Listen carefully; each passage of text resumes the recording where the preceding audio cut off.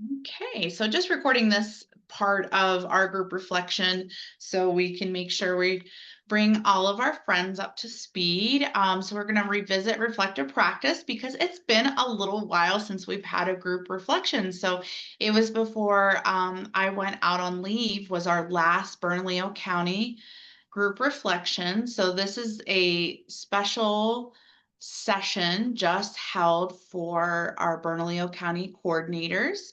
And it's an opportunity for you all to just share how things are going with the work, share strategies, support, and reflect with each other.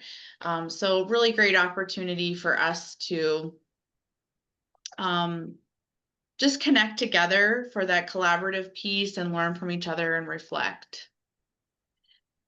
Okay, so what is reflective practice? And how does it apply to community-based coalitions and grassroots community organizing? So let's talk about reflective practice first briefly. It's relationship-based. It's a framework in which we come together intentionally to reflect on the work that we do. I'm going to try to like minimize this, but anyway, sorry. Um, so we are all humans and we bring our whole selves to work and we bring our whole selves home. And so sometimes, not sometimes, all of the time, we have feelings that go along with the work that we do. And we can have these opportunities to have intentional time to reflect upon things that occur in the professional space, and sometimes that even spills over and like personally and how that's impacting us. And we can talk about these situations, learn from them, and grow our professional capacity together. So, having an opportunity for individual or group reflection or both allows us to step into the continuous quality improvement model where we're constantly learning, growing, reflecting, and improving upon the work that we do and improving upon ourselves and growing ourselves and our capacity to do the work. A nice way of thinking about it too is a colleague of mine describes it as, gosh, sometimes the work is very heavy and hard. We can experience compassion fatigue and secondary fatigue and trauma, burnout, and many things that go along with the work that we do. And it can be like kind of like carrying a backpack of heavy rocks around, and reflective practice and having reflective supervision individually and within groups allows us to kind of take those rocks and put them off to the side, lighten the load a bit. Sometimes we don't even have to pick those rocks up ever again. Or we at least allow ourselves a breather or a break to pick those rocks back up and continue along the journey together. So really allows us to build that professional capacity, gives us a little bit of a breather.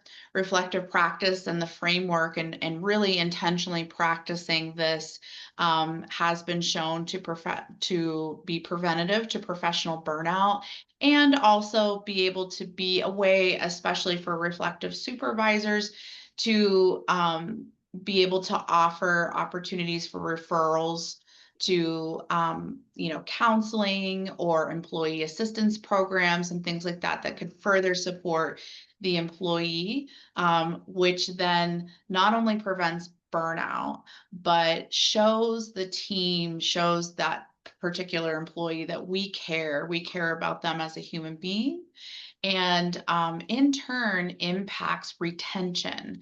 So that's how this can impact our teams on a professional level. So we're engaging in that continuous quality improvement loop, as well as really caring about the human beings that do the work. We're not just human doings, we're human beings.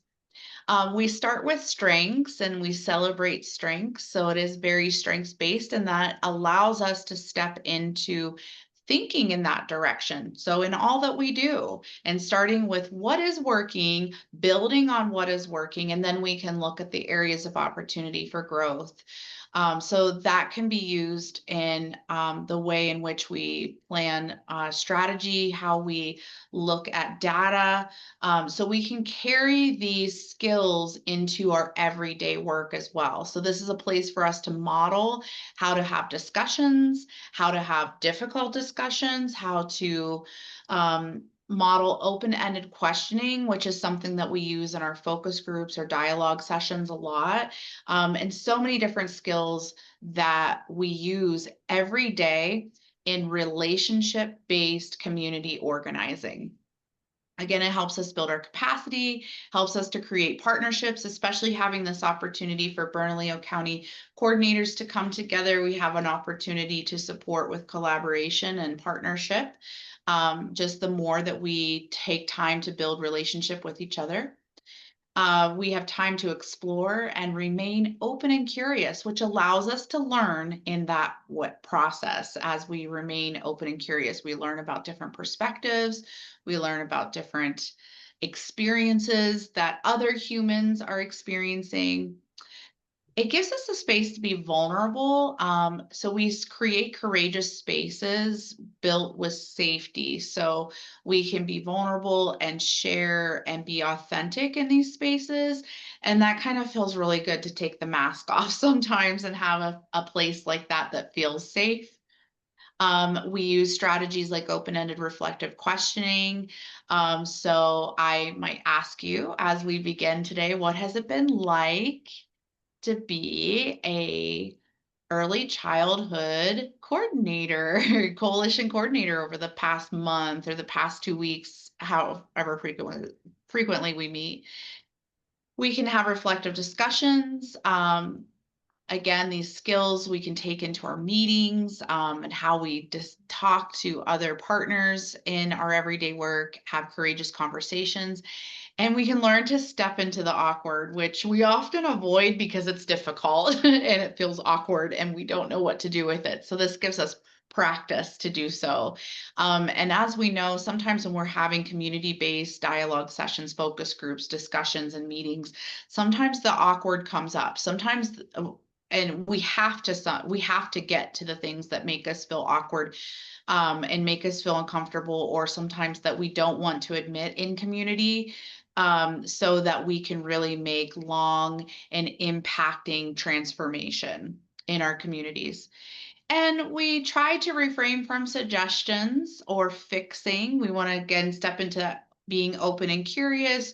We love to give autonomy to each other, where you're the expert of your body, I'm the expert of my body and my life, and a teacher is the expert of her classroom, his classroom, and so on. So thinking in that way, parents are the experts of their children.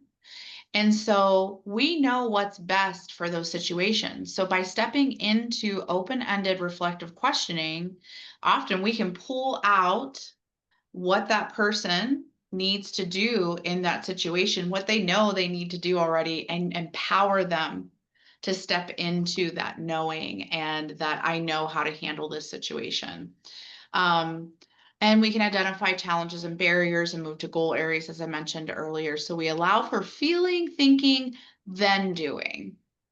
And so this is just a little graphic of the CQI process. Again, CQI, continuous quality improvement. So something that, we just wake up every day and we want to be better than the next day. And so we apply that strategy to our coalitions, our work, and what we do every day. So we learn from everything that we do, and we can carry what works and tweak what doesn't, or create new opportunities and goals for what didn't work for the next time we do it. And we just continue to grow and improve our quality. So we have the experience, we have an opportunity to reflect upon the experience, and then we plan for a future experience. So some key concepts to think about. We do not lead with what we know. So that would be taking away that feeling of you are the expert of your family, you are the expert of your classroom, you're the expert of your home visiting caseload, or you are the expert of yourself. And so we all know so much here in this virtual room. We have so much expertise in this room, but what I know may not be applicable to you. And we know that you are the expert of yourself. So there's plenty of time to share what we know in other spaces. We avoid assumptions and we step into positive intent. This is something, gosh, we practice a lot, so we avoid assuming something is happening and letting our mind wander, and step into positive intent of, I'm sure that that situation is being handled. I'm sure that that wasn't what that person intended. Or I know that these people are coming from a positive space. We're just maybe having a miscommunication, or there's other perspectives that I don't know about that I can take into consideration. Something to think about when stepping into assuming and negative intent, which I have to train my mind not to do those things. Anxiety will always start with a question, but intuition will be a statement. So if you're asking yourself, well, what if it's this, or what if that, or I wonder if this will happen, or what should I say if they say this, or what should I say if they say that? That is probably our minds playing some tricks on us with anxiety. But if you say to yourself, or in your mind a statement that comes up like this, I know I can handle this. That's your intuition, instead of, but what if I can't handle this?